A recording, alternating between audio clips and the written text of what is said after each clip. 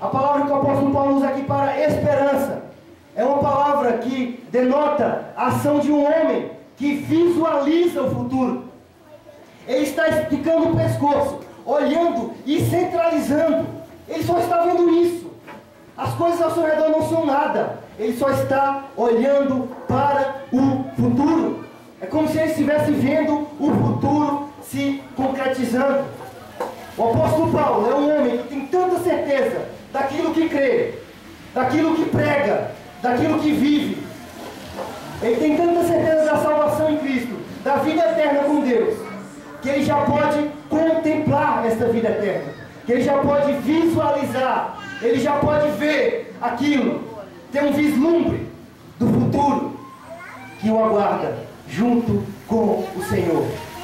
E veja, meus irmãos, eu quero que vocês coloquem esse texto sob a devida perspectiva. O apóstolo Paulo estava aqui em prisão. Os estudiosos não chegam ao consenso, ou ele estava em Éfeso, ou ele estava em Roma. Provavelmente ele já estava preso no cárcere em Roma, aguardando a execução, a sua pena de morte. Ele seria morto. E ele está aqui em cadeias. Mas veja, ele não olha para as grades. Ele não olha para a sua sentença. Ele olha para o futuro. Ele se concentra no futuro. A vida que vale a pena viver. A vida não desperdiçada, meus irmãos. É a vida que tem a certeza do futuro. É a ardente expectativa. Se concentrar naquilo que teremos. Se concentrar na vinda de Cristo. Na vida eterna com Ele. Na expectativa ardente, na esperança viva do futuro, da concretização do futuro. É assim que nós devemos viver, olhando para a vinda de Cristo, olhando para o que Cristo irá trazer. E o versículo continua, acompanhe sua Bíblia. Segundo a minha ardente expectativa e esperança de que em nada serei envergonhado, antes com toda a ousadia, como sempre. Também agora será Cristo engrandecido no meu corpo, quer pela vida, quer pela morte. A essência da vida não desperdiçada é termos em nossa vida Cristo engrandecido. É ter uma vida em que Cristo seja exaltado. É ter uma vida que Cristo seja glorificado. Só o que for feito por Cristo durará. Só o que for feito por Cristo não será desperdiçado. Eu quero que você olhe para a sua juventude. Temos alguns jovens aqui entre nós. Jovens, adolescentes, só o que você fizer por Cristo durará. Só o que vocês fizerem por Cristo permanecerá, não será desperdiçado. Tudo o resto será desperdiçado. Tudo o resto vocês vão olhar para trás e vão dizer: isso foi legal, mas não continua. Não prevalece. Isso já ficou no passado. De nada vale. Só o que for feito por Cristo durará. A vida do cristão é essa. É como se o cristão fosse um telescópio, que os outros podem olhar para ele e ver Cristo grande. Eles vão dizer: olha, eu achava que Cristo era pequeno, mas através da vida desse homem eu vejo um Cristo imenso. É como se ele fosse um telescópio. Todo cristão deve ser um telescópio que engrandece a Cristo, que faz Cristo ser maior, que a aparência de Cristo se torna maior através da sua vida, através da sua vida. Esta é a essência da vida não desperdiçada. Eu quero que você abra a sua Bíblia no livro de Lucas, no Evangelho de Lucas, no capítulo 12, no versículo 16. Você vai ver uma vida desperdiçada. Você vai ver aqui o relato de uma vida desperdiçada. A Bíblia mostra uma vida não desperdiçada, mas também mostra uma vida desperdiçada. E fuja dela. E fuja dela. Evangelho de Lucas, capítulo 12, versículo 16.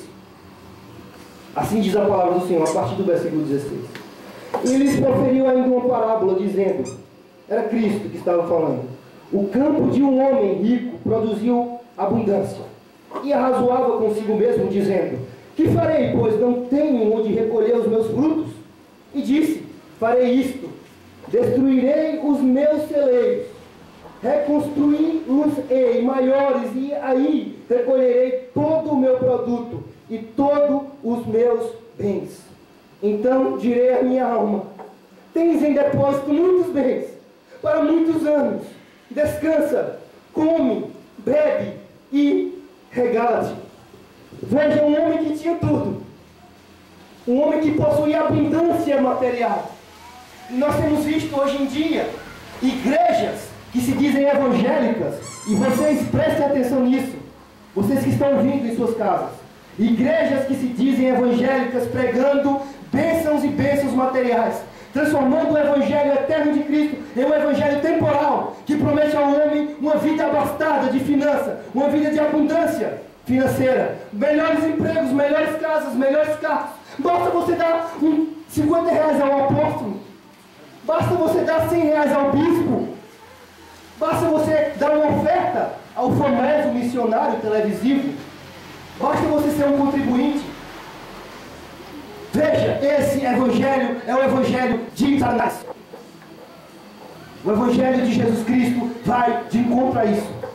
Veja, um homem que tinha tudo, que possuía tudo, que tinha abundância, e ele olha para aquela abundância e diz: regala-te, alma, fica tranquila, satisfeita, tu tens demais, goza disso.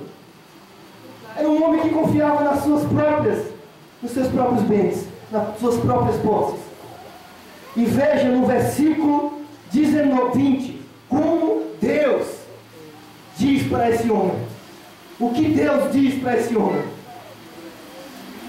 Mas Deus lhe disse: louco! Eu não sei se Deus falou nesse tom.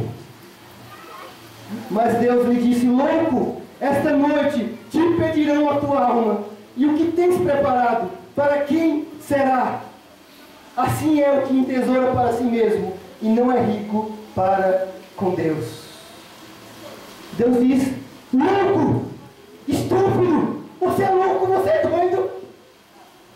Um homem que confiava em si mesmo, que queria viver a vida para ter sucesso financeiro, profissional, material. E Deus diz: louco, esta noite te pedirão a tua alma. E o que tens preparado? Para quem será? Nada. Somente o que for feito por Cristo durará. A essência da vida não desperdiçada não é olhar para coisas terrenas, materiais, posses, mas sim olhar para o Filho de Deus, minha personalidade, o Filho do Deus vivo, 100% Deus, 100% homem, que viveu uma vida perfeita nessa terra, que morreu uma morte de cruz para perdoar os nossos pecados. Hoje à noite, hoje de tarde, nós estivemos no campo, com a UPA, e alguns irmãos que estão aqui estiveram conosco. E a pergunta que nós fazíamos sempre, para começar o evangelismo, era: se você morrer hoje, para onde você irá? Se você morrer hoje e se encontrar com Deus, você irá para o céu ou para o inferno? Se você for colocado diante de um Deus santo e julgado pela sua lei, para onde você irá? Para o céu ou para o inferno? Louco! É assim que a palavra coloca. Nós temos visto uma sociedade de loucos, uma sociedade de homens e mulheres, que a morte está vindo ao seu encontro. Ela irá chegar, você irá perder para ela, você irá para o túmulo, e as pessoas não correm para o único que pode dar vida e vida e abundância. Como Pedro disse: para onde iremos nós, Senhor, se só tu tens as palavras de vida eterna?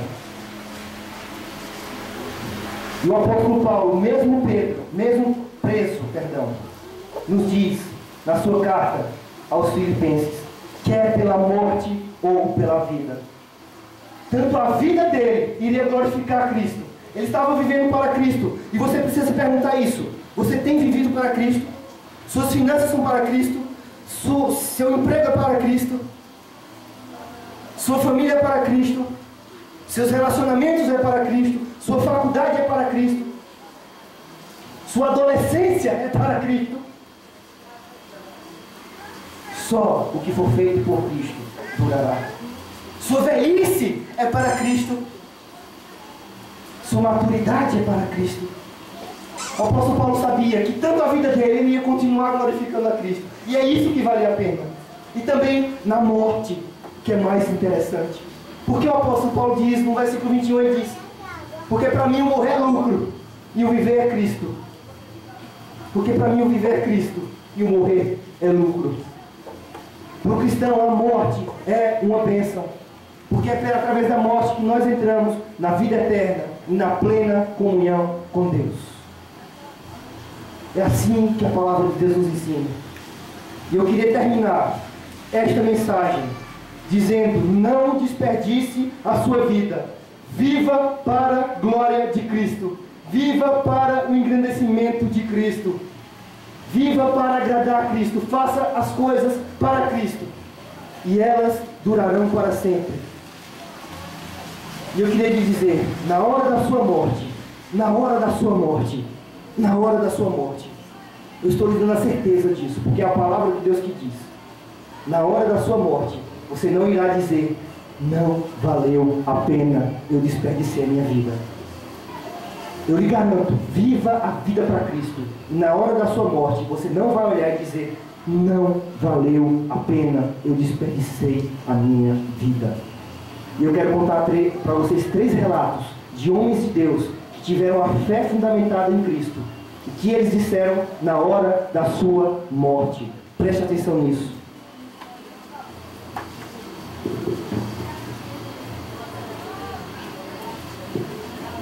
O reverendo presbiteriano, pastor presbiteriano Miguel Gonçalves Torres,